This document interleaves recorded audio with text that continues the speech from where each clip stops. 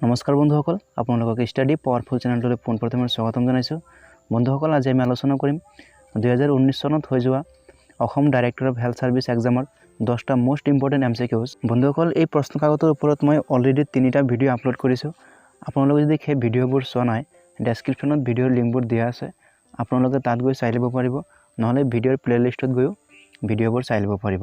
তেন্তে বলক বন্ধুসকল, আমি টাইম ৱেষ্ট নকৰি আজিৰ ভিডিঅ'টো আৰম্ভ কৰোঁ। আজিৰ প্ৰথম প্ৰশ্নটো হৈছে, টোডাকসকল কোন ৰাজ্যৰ জনজাতি আছিল? হয়, 4টা অপশ্যন দেখা পাইছে আপোনালোকে। চ' ইয়াৰ ৰাইট অপশ্যনটো হ'ব অপশ্যন নম্বৰ ক তামিলনাডু। মনত ৰাখিব, টোডাকসকল তামিলনাডুৰ জনজাতি আছিল। অপশ্যন ক is the right option. Question number 2, ভাৰতৰ সৰ্বোচ্চ ন্যায়ালয়ৰ ন্যায়াধীশসকলক কোনে নিয়োগ কৰে?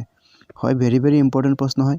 মনত ৰাখিব, ইয়াৰ শুদ্ধ উত্তৰটো হ'ব অপশ্যন নম্বৰ ক ভাৰতৰ ৰাষ্ট্ৰপতি। ভাৰতৰ ৰাষ্ট্ৰপতিয়ে ভাৰতৰ সৰ্বোচ্চ ন্যায়ালয়ৰ ন্যায়াধীশসকলক নিয়োগ কৰে। অপশ্যন ক ইজ দ্য ৰাইট অপশ্যন হ'ব। আৰু আমাৰ বৰ্তমান ভাৰতৰ ৰাষ্ট্ৰপতি হৈছে ৰামনাথ কোবিন্দ, আৰু তেখেত 14th প্ৰেছিডেণ্ট অফ ইণ্ডিয়া। মনত ৰাখিব। কুৱেশ্যন নম্বৰ 3, বৈকাল হ্ৰদ ক'ত অৱস্থিত?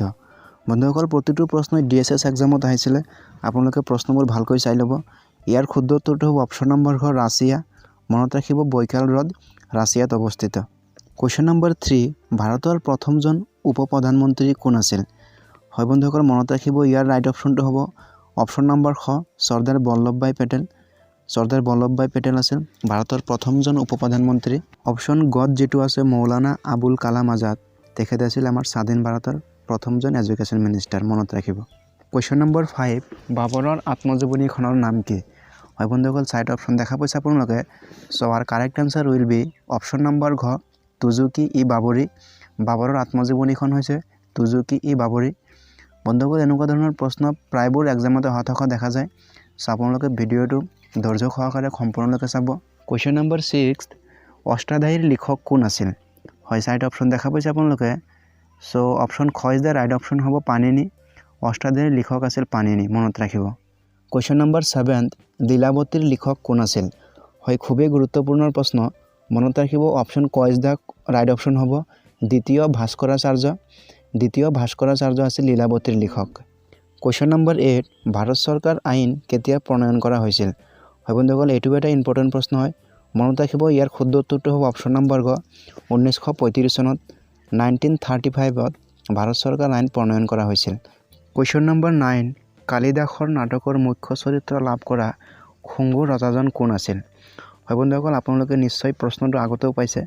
ইয়াৰ শুদ্ধ উত্তৰটো হ'ব অপশ্যন নম্বৰ ক অগ্নিমিত্ৰ।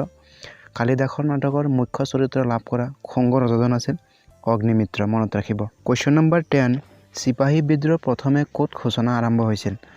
হয়, মনত ৰাখিব, অপশ্যন ঘ ইজ দ্য ৰাইট অপশ্যন হ'ব বেৰেকপুৰত। চিপাহী বিদ্ৰোহ পোনপ্ৰথমে বেৰেকপুৰত আৰম্ভ হৈছিল। বন্ধুসকল, প্ৰতিদিনৰ দৰে আজিও 11 নম্বৰ প্ৰশ্নটো আপোনালোকলৈ আগবঢ়াইছোঁ। আজিৰ প্ৰশ্নটো হৈছে, হুমায়ুন নামা কোনে লিখিছিল? আপোনালোকে ইয়াৰ ৰাইট অপশ্যনটো কমেণ্ট বক্সত কমেণ্ট কৰি জনাব বুলি আশা থাকিল। মই ইয়াৰ শুদ্ধ উত্তৰটো পৰৱৰ্তী ভিডিঅ'টোত আলোচনা কৰিম। আৰু আপোনালোকে ভিডিঅ'টো চাই কেনে পালে প্লিজ কমেণ্ট বক্সত কমেণ্ট কৰিবলৈ নাপাহৰিব। যদি ভাল পাইছে প্লিজ এটা ভিডিঅ'টোত লাইক কৰিব। আৰু আপোনালোকে যদি আমাৰ চেনেলটো আজি প্ৰথমবাৰৰ বাবে চাই আছে, আৰু আপোনালোকে যদি আমাৰ চেনেলটো এতিয়ালৈকেও ছাবস্ক্ৰাইব কৰা নাই, প্লিজ বন্ধুসকল চেনেলটো ছাবস্ক্ৰাইব কৰিবলৈ নাপাহৰিব। থেংক ইউ ফৰ ৱাচিং। জয় আই অসম।